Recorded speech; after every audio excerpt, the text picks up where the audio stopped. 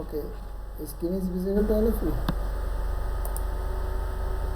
Yes, sir.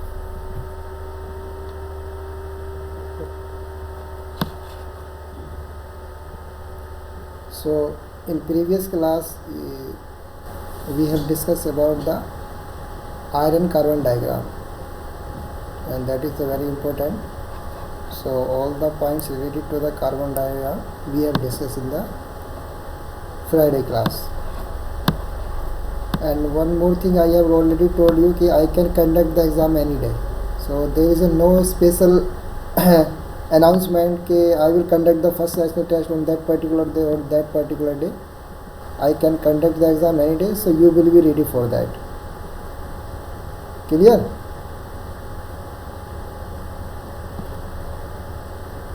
अब बात समझ में आ रही नहीं आ रही? हेलो? यस सर, समझ में आ रही. So we have discussed about the iron carbon diagram in the previous class. So related to iron carbon diagram, we are going to discuss today about the steel. That is also the part of the iron carbon diagram. So generally, what is the steel? We have already discussed some things in the iron carbon diagram when we have started, or in the beginning of the unit number 2nd. We have already told you, or I have already told you that carbon percentage up to the 2% of carbon, it is known as the generally steel. And according to the iron carbon diagram, the carbon percentage is approximately more than 2%, but generally we consider it as the 2%, as it is shown here.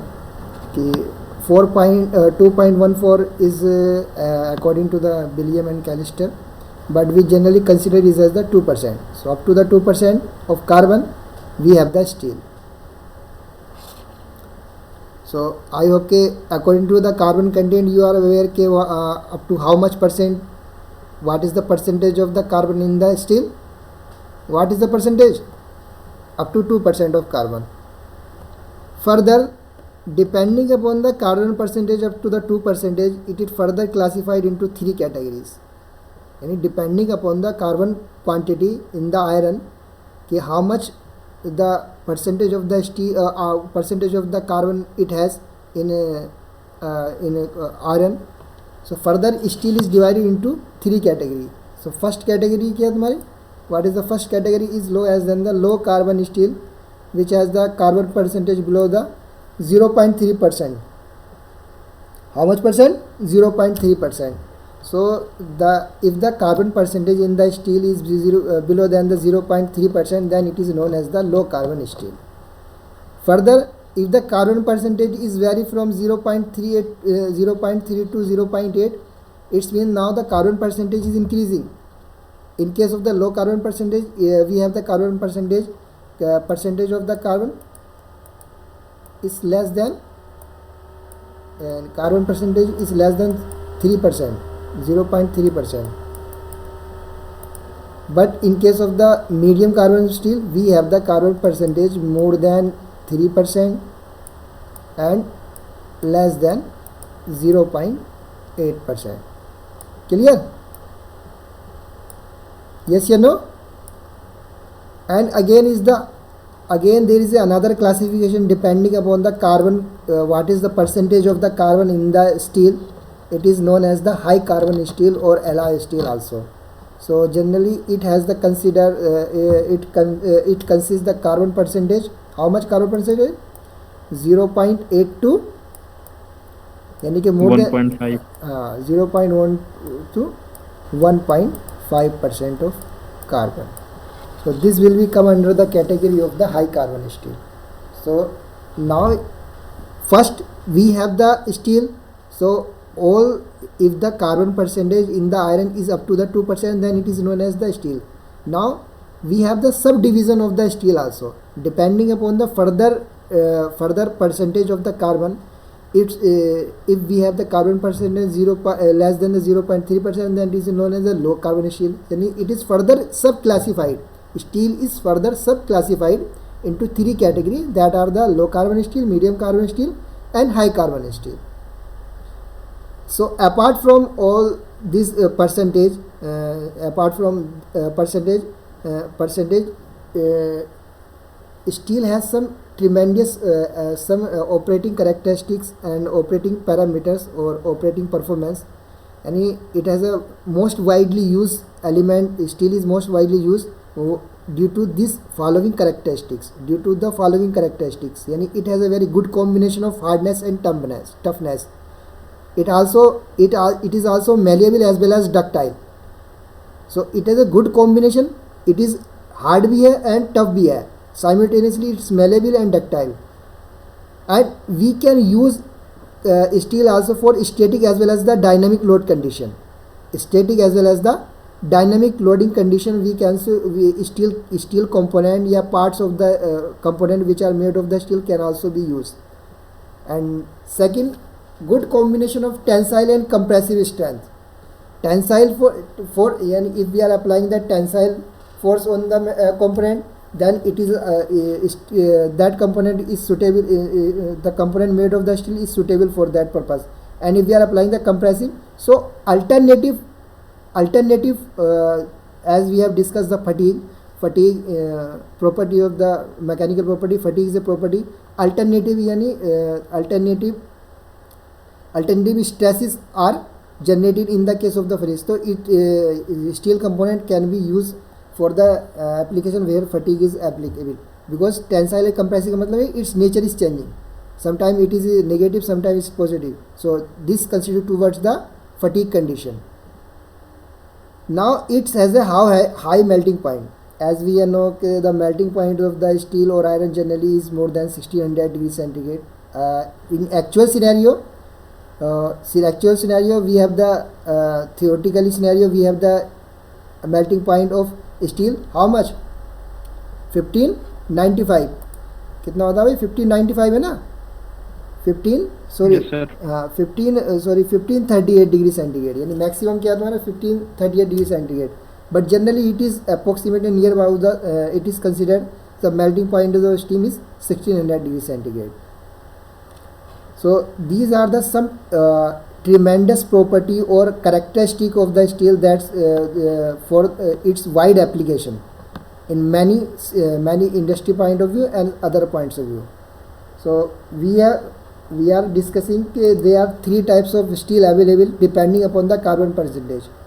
First one it's the low carbon steel, and second one is the medium carbon steel, and third one is the high carbon steel. So we are going to detail discuss about the what are the properties it has, low carbon steel and high carbon steel.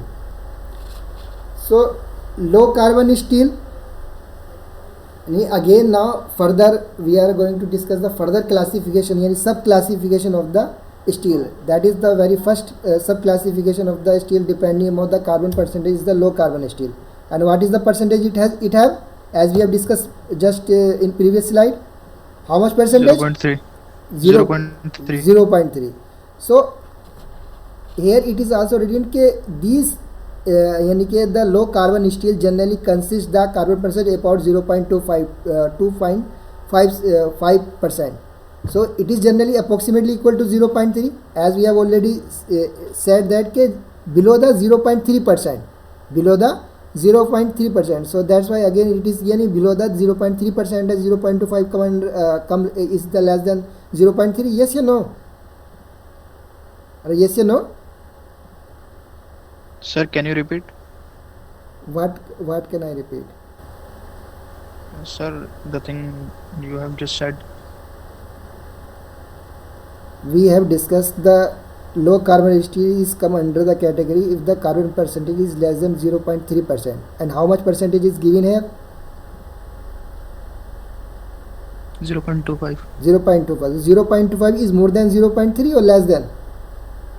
Sir, less than 0.3. So this come under the category of the low carbon steel or medium carbon steel? Low carbon steel.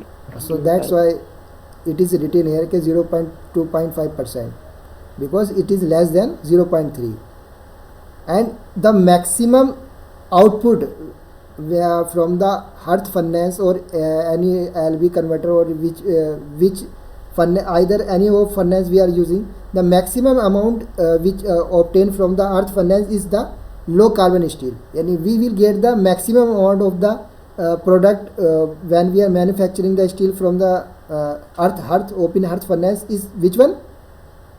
Low carbon steel. We get the maximum amount of Low the carbon. low carbon steel, and again we get the after that we will get the more amount less than this much amount the medium carbon steel and very less amount of the high carbon steel.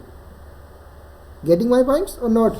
यानी कि जो हम hearth furnace से जो हमें steel मिलते हैं, 3 तरह के स्टील मिलेंगे, वो तो एक स्टील मिल रहा है, अब उसको हमें आइडेंटिफाई करना पड़ेगा कि ये लो कार्बन है, ये हाई कार्बन है, ये मीडियम कार्बन है, तो हमने आइडेंटिफाई किया तीनों को, यस या नो, ये ऐसे पता चल जाएगा. आफ्टर चेकिंग वी आइडेंटिफाई कि इसकी हमने जो है कार्बन परसेंटेज चेक की. सो मैक्सिमम क्वांटिटी में सपोज करो कि we are producing the 100 kg of steel from the open hearth furnace. So maximum quantity में हमें क्या मिल रहा है? लो कार्बन स्टील मिल रहा है. यानी सपोज करो 50 kg we are getting the low carbon steel and 30 kg we are getting the medium carbon steel and only 20 kg we are getting the high carbon steel. समझ में आ गई बात नहीं? अरे ये से नो बताओ. Yes, sir. Yes, sir. यानी maximum output from the open hearth furnace we will get. यानी जो हमें मिलता है वो क्या मिलता है? हमें लो कार्बन स्टील मिलता है. यानी कि स्टील में we are producing the steel from the open hearth furnace, but now further we will examinate that things by using the by measuring the carbon percentage. Yes या नो? ये measure नहीं करेंगे उसको? सर करेंगे major. Yes, sir, measure करेंगे. तभी तो पता चलेगा कि ये either it is a low carbon steel या मीडियम कार्बन स्टील या हाई कार्बन स्टील, तभी तो उसको अप्लाई करेंगे. अब ये थोड़े ना कि we are getting the steel from the open hearth furnace and we are उसको हम कहीं भी यूज़ कर लेंगे. We will be corrected, we will be examine the properties of that steel which are obtaining और getting from the open hearth furnace, कि either it is a plain carbon steel और medium carbon steel और high carbon steel. Suppose करो we have जो हमें मिला हमने उसको एप्लीकेशन में उसमें लगा दिया जहाँ पर हाई कार्बन स्टील यूज़ होता है, तो क्या वो चलेगा? वो कंपोनेंट वहाँ पे वर्क करेगा? यस या नो बताओ. No, sir. No, sir. करेगा, but for very long but for very short duration of time it will be work because it is a category of the steel, but it will इसकी time span जो है life time जो हो जाएगी क्या हो जाएगा? Will be becomes very less. भाई एक कंपोनेंट जो हाई कार्बन स्टील का था उसकी ज़्यादा ड्यूरेबिलिटी थी, उसको उसकी लाइफ ज़्यादा थी. अगर हमने वो लो कार्बन स्टील का कंपोनेंट वहाँ पे यूज़ कर देंगे तो यूज़ तो कर सकते हैं because that's also come under the category of the steel, but क्या हो जाएगा वहाँ पे? उसकी लाइफ क्या हो जाएगी? उसकी ड्यूरेशन कम हो जाएगी. हाँ, लाइफ ड्यूरेशन कम हो जाएगी, सर. कम हो जाएगी. So okay. And another more thing is that के generally the microstructure of the low carbon steel की properties, if we are talking about the properties, consist the pearlite and ferrite. क्या होते हैं तुम्हारे generally? Which type of component is consist? Microstructure में क्या होते हैं तुम्हारे? फेराइट होते हैं, पियरलाइट होते हैं. Okay, sir. और इन एडिशन दे आर, यानी कि because they are very weak, these are the very soft and weak होते हैं because it consist the very low amount of the as the carbon percentage will increase, as the carbon percentage will increase in the steel, its क्या कहने, its toughness, its strength and its क्या तुम्हारी hardness will increase. तो in generally low carbon steel I have यानी have the more ductility. भाई ductility इनकी ज़्यादा होगी because they are soft and weak. Yes you know? Yes, sir. As now if we are increasing the carbon percentage, if the carbon percentage will increase as we will be discussing the medium carbon steel and high carbon steel, so this points will again come. ये points बार बार आगा, that's why I am clearing this point. As the carbon percentage will increase, as the percentage of carbon will increase, इसकी क्या होगी? ductility will decrease and brittleness will increase. So if the carbon cast यानी कि if the carbon percentage will increase in the steel, it's mean it becomes hard, it becomes more hard. soft से क्या हो जाएगा में वो? Hard. Hard हो जाएगा. और डक्टिलिटी क्या हो Hard जाएगी? डक्टिलिटी, बट डक्टिलिटी में क्या Decrease. इफेक्ट? हाँ, डिक्रीज हो जाएगी. Decrease हो जाएगी. डिक्रीज हो जाएगी. एंड इफ या उसकी डक्टिलिटी ज़्यादा होगी तो दे आर इजीली मशीनेबल. मशीनेबल का मतलब ये हो कि हम उसको इजीली मशीन कर सकते हैं, इजीली मशीन कर सकते हैं, उसको इजीली वेल्ड कर सकते हैं. And all the steel which are obtained from the open hearth furnace, low carbon steel has the least expensive to produce. यानी कि वो easily क्या हो जाते हैं, वैसे ही generally क्या because we are obtaining the more percentage or more quantity of the low carbon steel from the open hearth furnace as compared to the medium and high carbon steel. So that's why there is no further artificial processing is required to produce the low carbon steel. That's why they are cheaper as compared to the medium and high carbon steel. Getting points or not? Yes sir, समझ में आया था. Okay. Secondly, what are their application? मतलब these are some properties. These are the basic some properties related to the low carbon steel because they are soft and weak होते हैं, easily machinable होते हैं, and they have the outstanding ductility and toughness होती है. तो these are the properties. These are the properties and these are the least expensive. And microstructure ferrite and perlite होता है. These are the properties of the low carbon steel. And now application includes the automotive जो है हमारे automobile के जो body parts है, we are using the in that scenario low carbon steel. Structural shape जैसे I beam channel और angle जो तुम्हारे ये एंगल आयरन होते हैं, इसमें भी हम क्या करते हैं जनरली स्ट्रक्चरल शेप में भी ये बहुत यूज़ किया जाता है तुम्हारे लो कार्बन स्टील. ब्रिजेस में, बिल्डिंग में, पाइपलाइन में. स्ट्रक्चर का मतलब ये हो गया कि ब्रिजेस हो गए और तुम्हारे ये हो गए बिल्डिंग्स हो गई, पाइपलाइन. सो दीज आर यानी शीट्स जो है इनकी यूज़ की जाती है तुम्हारी पाइपलाइन बनाने में, बिल्डिंग की बनाने में यूज़ की जाती है, ब्रिज बनाने में यूज़ की जाती हैं और थिन कैंस बनाने में यूज़ की. तो these are the some application of the low carbon steel. What are the low carbon steel? यानी कि the steel component which consist the carbon percent 0.3% भी अगर तुम यहाँ पे लिखोगे in place of the 0.25, if यहाँ पे अबाउट लिखा है, if then you will have to write down generally the content is less than the 0.3% of carbon. वो भी सही है, वो भी सही है. और इसमें जो लिखा है अबाउट इसमें लिखा है अबाउट 0.25%, तो इन्होंने एक एग्जैक्ट वैल्यू दे दी है. एक एग्जैक्ट वैल्यू ये 0.2 भी लिख सकते थे, 0.15 भी लिख सकते थे. But if we are simply saying कि the steel these are the iron, these are those steel which consist the carbon percentage less than the 0.3%, then that are known as the low carbon steel. तो ये इसकी definition हो गई. And they will be produced in the greater quantity as compared to the medium and high carbon steel. So clear up to this point? Move ahead. Yes sir. Okay, these are the some low carbon steel their yani coding, what are their tensile strength, yield strength, ductility, and what are their further application which we have discussed just in previous slide has been shown here again. Okay, what are their technical codes according to the AST number के what are their technical codes, and what are their tensile strength. So tensile strength is varying megapascal and this is the KCI, दोनों unit में given है in KCI as well as the megapascal. So generally megapascal you will remember only megapascal. So these are the tensile strength. तो tensile strength is varying कितने से कितनी vary कर रही है, 325 से लेके 485 तक वैरी कर रही है. Yes या no? Yes sir. Simply yield strength megapascal में it is also given here. What are their ductility? So generally we are seeing there कि their ductility अगर if we are taking the average ये approximately 2.5%. कितना भाई? 25% है या नहीं है? यानी कि Yes sir. यानी low carbon steel component can be elongated by applying the force up to 0, यानी कि 25% तक अगर उसको हम इंक्रीज कर सकते हैं. यानी सपोज करो if we have a iron rod making of the low carbon steel 1 metre, so उसकी लेंथ को हम कितना इंक्रीज कर सकते हैं, उसका 1 मीटर का यानी कि 0.25% उसको 0.25 से मल्टीप्लाई कर दो तो हम उसका कितना वन इंक्रीज कर सकते हैं, उसकी 100 यानी 125 तक हम उसको इंक्रीज कर सकते हैं. ये तो मतलब होता है डक्टिलिटी का. यस या नो? अरे यस या नो बताओ. Yes sir.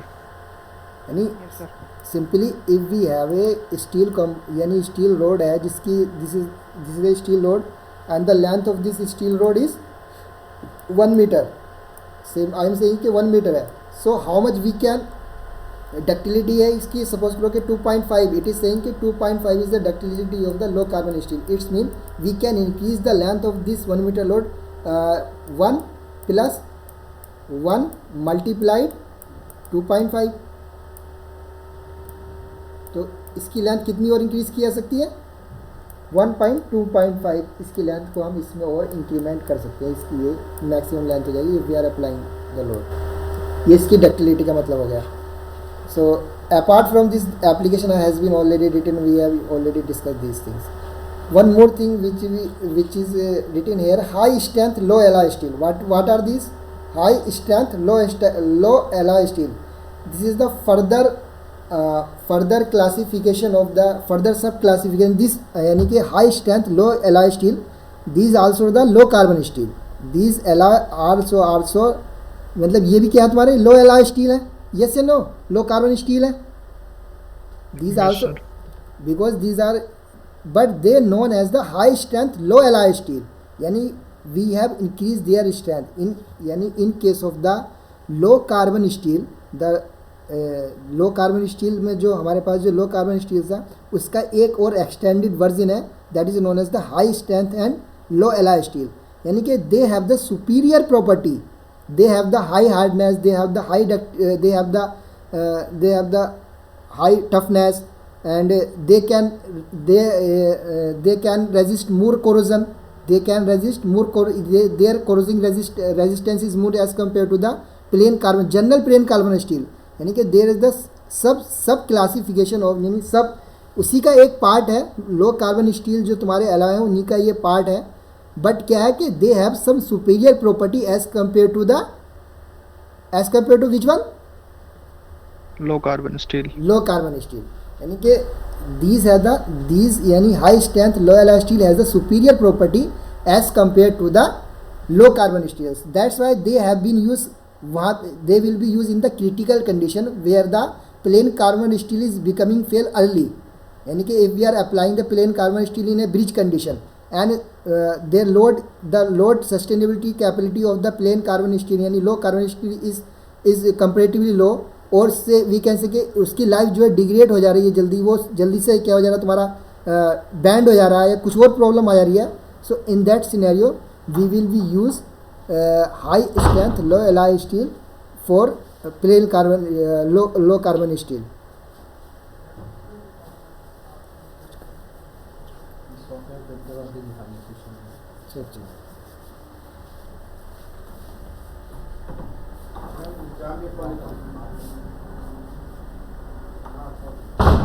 ओके, सो समझ गए, दिस इज द फर्दर, यानी कि we have further advances low carbon steel by adding some alloying element, यानी कि we have added copper, vanadium, nickel and molybdenum in the low carbon steel further, यानी we have added some other alloying element to increase their life, to withstand their withstanding capacity, to increase their strength to as compared to the low carbon steel.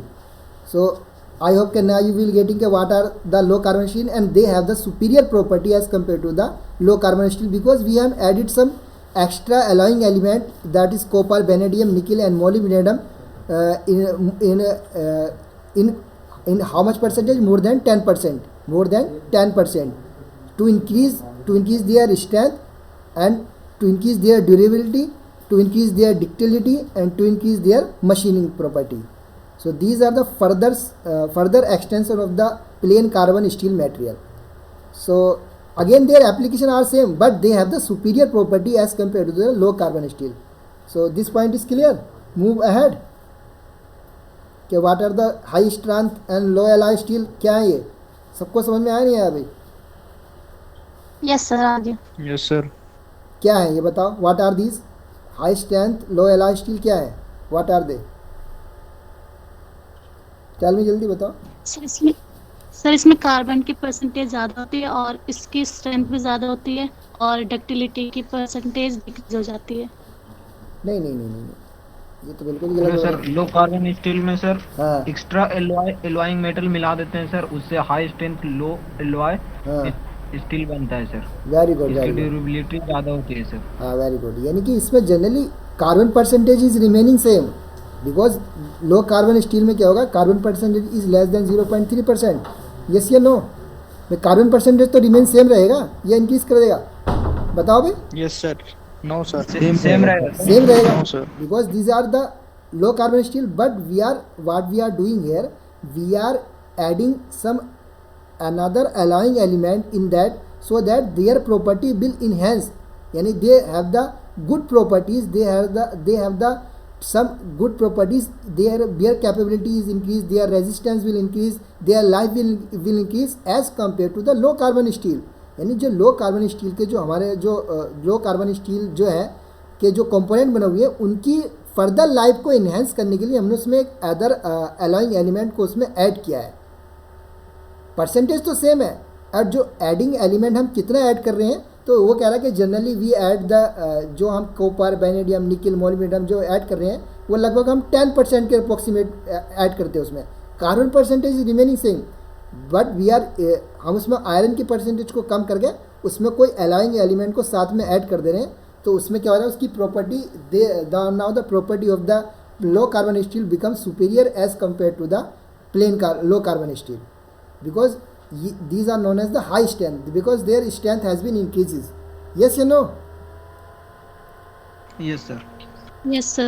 Clear है अब? Yes, sir. Okay, now we will move ahead to the second criteria, and second criteria is the which one? Medium carbon steel. And generally we have discussed कि medium carbon steel की percent की definition क्या होगी, तो you will write it that you can write easily, which I have told you earlier. So medium carbon steel has the carbon percentage more than 0.3 and less than 0.8. You can write that definition. There is no need to write. I have एक example के तौर पे हमने ये लिख दिया कि 0.25 से लेके 0.6 तक होती है, बट यू विल राइट कितनी होती है भाई, 0.3 से लेके हाउ मच, 0.8. हाँ 0 पॉइंट, यानी कि you will write hair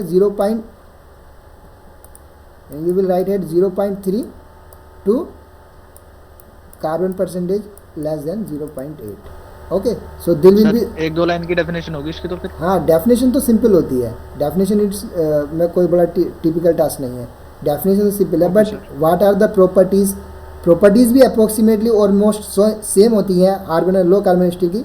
but I have already told you कि due to increase the carbon percentage what will happen, their ductility will decrease, their but toughness and hardness will increase. Yes or no? Yes, sir. Yes, sir. Okay, and one more point, it is saying that these alloy may be heat treated by austenizing, quenching and then tempered to improve their mechanical properties. Now in case of the यानी कि these also, यानी कि we are getting the medium carbon steel from the open hearth furnace also. Yes or no? But it as compared, Yes, sir. but as compared to the low carbon steel, their quantity is less. यानी कि we are suppose करो 100 में we are getting only 130 kg. We are getting कितना भाई, how much? 30 kg. Out of 100 kg जो हमारा produce होता है स्टील, उसमें we are only getting the 30 kg of the medium carbon steel. Now further to enhance their property for long, because now we will use इसको हमें क्या करना है, और ज़्यादा टफ बनाना, और ज़्यादा स्ट्रॉन्ग बनाना, इनकी प्रॉपर्टी में और इम्प्रूवमेंट करना है. सो दैट्स वाई यहाँ पे लिखा है कि we perform the heat treatment, यानी कि we perform the heat treatment on the medium carbon steel to improve their properties, improve their mechanical properties. क्या करते हैं हम फर्दर इसमें, हम क्या करते हैं, what will be perform, heat treatment. Heat treatment से क्या करते हैं, we can enhance the mechanical, electrical और chemical properties of the steel. This related, यानी कि third unit is related to the heat treatment. यही तुम्हारी पूरी थर्ड यूनिट जो है तुम्हारी, this will be related to the heat treatment, वो भी that will be discuss in third unit. But briefly, और इसका जो कंसेप्ट है ये क्या है, by using the heat treatment process we can improve the surface property as well as inner properties of the material. So generally overall conclusion is the objective of the heat treatments to improve its property of the material. उसकी हम क्या करते हैं, material की property को heat treatment करके उसकी material की प्रॉपर्टीज को इम्प्रूव करते हैं. क्लियर, बात समझ में आ रही नहीं आ रही? Yes, sir. Yes, sir. सो ये क्विंचिंग हो गया, Yes, sir, आ रही है. हाँ क्विंचिंग हो गया, टेम्परिंग हो गया, ऑस्टेनाइजिंग हो गया, नॉर्मलाइजिंग हो गया. These all are the heat treatment process. That's why their name has been written here कि we can improve the properties of the medium carbon steel by using the following heat treatment process. Clear to everyone? Yes, sir. And generally जो micro structure होता है, in case of the low carbon steel we are getting the ferrite and pearlite. It is the combination of ferrite and पियरलाइट. Low carbon steel is the किसका होता है अभी तुम्हारा क्या होता है? It is the we have और इसके जो माइक्रो स्ट्रक्चर होते हैं वो होते हैं फेराइट और पियरलाइट के. as we have discussed in the iron carbon diagram, and I am telling you that thing on the Friday, ke what are the microstructure, what are the different microstructure obtained from the iron carbon diagram. And I have already told you what is the ferrite, what is the pearlite, what is the cementite, what is the martensite. All these things has been related to the iron carbon diagram. But now if the carbon percentage will be less, and we will be moved towards the iron carbon diagram, so we can can also see that at low percentage of the carbon we will get the ferrite only, but as the carbon percentage will increase we will get the some other components. So now it is saying in case of the medium carbon steel, जो तुम्हारा medium carbon steel हमें जो मिलता है उसकी जो micro structure होती है वो कैसी होती है? मार्टेनसाइट होती है, because we are performing the further heat treatment on the medium carbon steel to convert into the martensite, में उसको हम कन्वर्ट कर दे रहे हैं उसकी माइक्रो स्ट्रक्चर को. सो दैट्स वाई इसकी जो मीडियम कार्बन स्टील की जो वो होती है माइक्रो स्ट्रक्चर कैसी होती है भैया? मार्टेनसाइट होती है. क्लियर? सो गए क्या भाई? No sir. Yes sir, clear है सर. क्लियर है? Okay. again to improve their property, their strength and ductility, again we are using the following additional alloying element. Similarly, as we have added in low carbon steel some other alloying element, here also we are adding the chromium, nickel, molybdenum to improve their capacity, so that we can use that material for long duration to increase their life or to make them superior और stronger बनाने के लिए हम क्या कर रहे हैं उसकी प्रॉपर्टी को एनहेंस करने के लिए we are performing the heat treatment process and we are adding the some alloying element also in the medium carbon steel. And where they will be used, their application include the railway wheel tracks, gears, crankshaft बनाने में use किया था, machine parts and high strength structure component where we need high strength and more wear resistance and toughness. So these medium carbon steel component can be used at a application where we need a good combination of high strength, good wear resistance, good corrosion resistance, good toughness. So these medium carbon steel component can be used. So these are the some application of the medium carbon steel. So we will be move ahead. आगे की तरफ move करें. These are the different. Yes sir. These are the different types of medium carbon steel. They are ये SAE designation दे रखा है. What are their UNS designation है. But these are the coding. These are the codings. And sir ये जो इनके codings हैं ये हमें याद करने पड़ेंगे? No, just for understanding के because you never seen, you never know. ना तो तुम लोगों ने देखा Yes, है, sir. तुम लोगों ने ना कभी सुना है ना कभी देखा है कि मीडियम कार्बन स्टील क्या होता है. So that's why so that you will get the idea कि what are their UNS coding क्या होती है. So इसमें UNS कोडिंग है, ये इसके क्या कहते हैं, इनके ये SIA डेजिग्नेशन है, ये ASI कोडिंग है. एंड वाट आर देयर, यानी क्या करी वी आर टॉकिंग के 51XX. तो यहाँ पे भी देखो 51XX0 ये दो अलग अलग है. UNS की कोडिंग है, ये अमेरिका की कोडिंग है. दो अलग अलग कोडिंग है इनकी, दो अलग अलग कंट्री में. तो इसको अगर हम यूनाइटेड स्टेट में हमें ये इस नाम से मिलेगा और अमेरिका में इस नाम से मिलेगा. Clear? And what will be the percentage, इसमें किसकी कितनी परसेंटेज होगी. Already all things has been written here कि इट कंसिस्ट 0%, यानी निकल की कोई परसेंट नहीं है इसमें. We have it consist only the chromium, we are adding only the chromium. and what is the percentage, 0.7 से लेके 1.1 तक हम इसमें क्या कर रहे हैं, we are adding the chromium.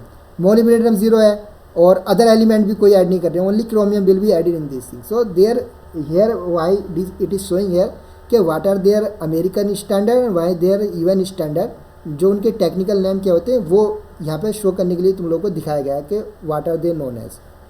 So clear भाई? अरे नहीं Yes, है. sir. Yes sir. Okay now we will be move ahead. Sorry ये हाँ, high carbon steel.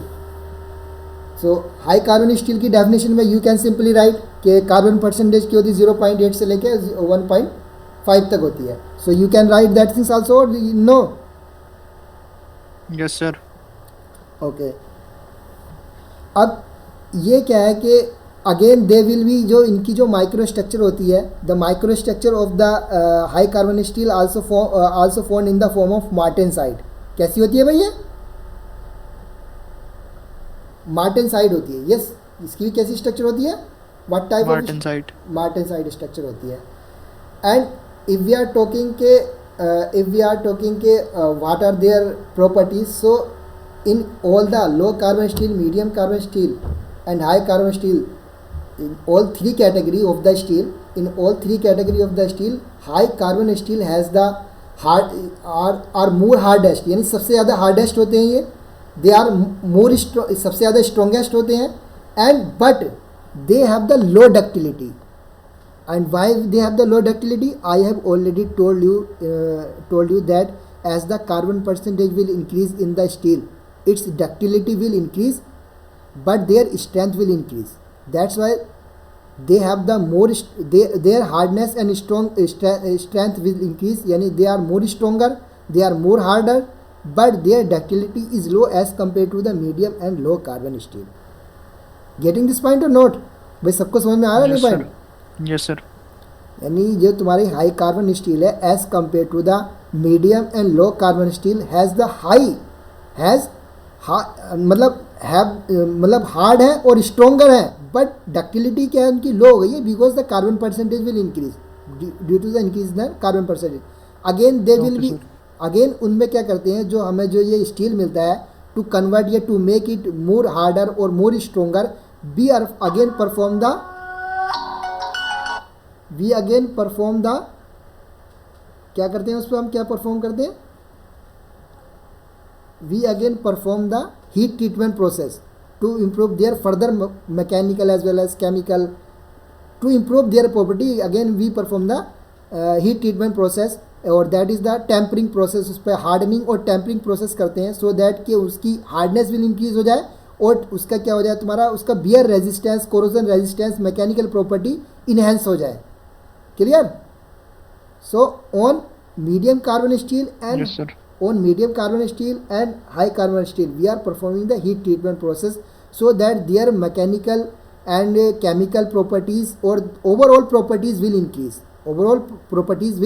increase. and generally क्या है, these ये तुम्हारे जो high carbon steel है, they also known as the, इसमें they are also known as the alloy steel भी कहते हैं इनको. alloy steel भी, this is the one of further classification of the high carbon steel. इसको एलॉय स्टील भी कहते हैं. एलॉय स्टील का मतलब यह है कि we are using some alloying element, and alloying element generally chromium, vanadium, tungsten and molybdenum use किए हैं, सो दैट के they will form a compound of the, जैसे कि सपोज करो हमें क्रोमियम का इसने कोई कंपाउंड बना दिया, बेनेडियम का कोई कंपाउंड बना दिया, जैसे बेनेडियम कार्बाइड बना दिया, क्रोमियम कार्बाइड बना दिया, टंगस्टन कार्बाइड बना दिया. सो दे ये क्या करते हैं, when we add this element in this high carbon steel, they form the carbide. जैसे एज इट इज कार्बन, ये क्रोमियम कार्बाइड बना दिया इसने, बेनेडियम कार्बाइड बना दिया, टंगस्टन कार्बाइड बना दिया. So due to the formation of the carbide, when we are adding some alloying element in the high carbon steel, their hardness and their toughness, their strength will increase further. But their ductility becomes low. यानी कि by adding these element vanadium, chromium and tungsten, क्या होता है अभी इनमें, what will happen, क्या होता है? कार्बाइड के कंपाउंड्स बन जाते हैं. डक्टिलिटी. हाँ, कार्बाइड के, यानी कि वो तो ठीक है, by adding the, if we are adding the following elements, so they will form the carbides of, यानी कार्बाइड्स बन जाएंगे. बट कार्बाइड्स तो बन गए, what will be their effect? Effect क्या होगा उसका कार्बाइड्स बनने से? डक्टिलिटी कम हो जाएगी और स्ट्रेंथ और टफनेस बढ़ जाएगी. हाँ, टफनेस बढ़ जाएगी, कोरोजन रेजिस्टेंस बढ़ जाएगा, बियर रेजिस्टेंस बढ़ जाएगा. So that's why they will be, यानी कि now they have the superior properties as compare to the low carbon and medium carbon steel, and now they can be, यानी कि we can use the high carbon steel where we need, यानी कि where there is a requirement of more wear resistance, more corrosion resistance, और more hardness की requirement है. So अगर हम उसको ऐसी जगह पे हम वहाँ पे हम I have already told you we can use either low carbon, medium carbon, high carbon, हम सबको यूज़ कर सकते हैं, लेकिन हमें तो बेस्ट सेलेक्ट करना है ना एज ए इंजीनियर. भाई if we are the engineer so we'll have to select the best one, कि which is the best one material for this particular application. अब यहाँ थोड़ी ना कि वहाँ पर हम कंपनी का नुकसान करेंगे या हमारी कोई टेक्नोलॉजी काम नहीं आएगी. So we will be use the best one, and best one क्या होगा तुम्हारा वहाँ पे? हाई कार्बन स्टील यूज़ करेंगे. हाई कार्बन स्टील यूज़ करेंगे नहीं करेंगे? So generally, and second more thing के दीज हाई कार्बन स्टील और alloy steel are also use for the cutting of the materials. For cutting materials के लिए भी हम इसको हम टूल एलॉय भी कहते हैं, टूल स्टील भी कहते हैं. They are also known as the tool steel. क्या कहलाते हैं भैया? Tool steel. यानी कि वी विल यूज़, यानी कि carbide tools generally use for the cutting operation. यानी कि हम कोई मशीनिंग टूल है तो कोई हमें मेटल कट करना, सपोज करो we want to cut the aluminium और सम कॉपर या किसी और मेटल को कट करना, तो हम कार्बाइड के टूल्स वहाँ पे यूज़ कर सकते हैं. कार्बाइड के टूल्स तो दे आर मतलब these material high carbon steel also use as the tool material, यानी कि एज द टूल मटेरियल के उसमें भी यूज़ कर सकते हैं. Secondly they can be use in the knives, razors, hacksaw blade, spring और हाई स्ट्रेंथ वायर में भी हम इनको यूज़ कर सकते हैं. जो तुम्हारी ये हाई टेंशन जो ट्रांसमिशन लाइन होती है वो उसमें भी क्या हाई कार्बन के क्या होते हैं, तुम्हारे हाई कार्बन स्टील के वायर जनरली यूज़ किए जाते हैं. Clear this point? Yes sir, very clear. As one more thing जो तुम्हें याद रखना main important point is that कि if we are moving from low carbon steel to high carbon steel their cost will increase. Cost is increasing. Cost जो हो रही तुम्हारी increase कर रही है, प्रॉपर्टीज़ भी इंक्रीज कर रही हैं, बट डक्टिलिटी क्या हो रही है? रिड्यूस हो रही है. हार्डनेस भी इंक्रीज कर रही है, स्ट्रेंथ भी इंक्रीज कर रही है, बट कॉस्ट क्या हो रही है? तुम्हारी कॉस्ट भी उसी प्रोपोर्शन में इंक्रीज हो रही है. गेटिंग माई पॉइंट्स और not? Yes sir, I am getting your point. So these are the some तुम्हारे ये some plain carbon steel and alloy steel has been shown here. What are their, वही फिर again their what are their codings, यानी American coding क्या है और UN coding क्या है, what are their tensile strength, yield strength क्या है, डक्टिलिटी कितनी है, all things what are their application has been shown here. And alloy steel वही है कि we are using the certain amount में क्या कर रहे हैं, we are adding some alloying element in certain amount in plain carbon steel to increase their strength, to increase their hardness, to increase their wear resistance, to increase their corrosion resistance. So these are कोई नई चीज़ नहीं है, we have already discuss. यानी alloy steel plane carbon steel में भी हो सकता है, यानी लो कार्बन स्टील में भी. High strength low alloy steel क्या था, वो भी एलॉय स्टील है. और तुम्हारा मीडियम कार्बन स्टील है वो भी, because we are in that material we are also using the alloying element, तो वो भी तुम्हारे एलॉय स्टील है.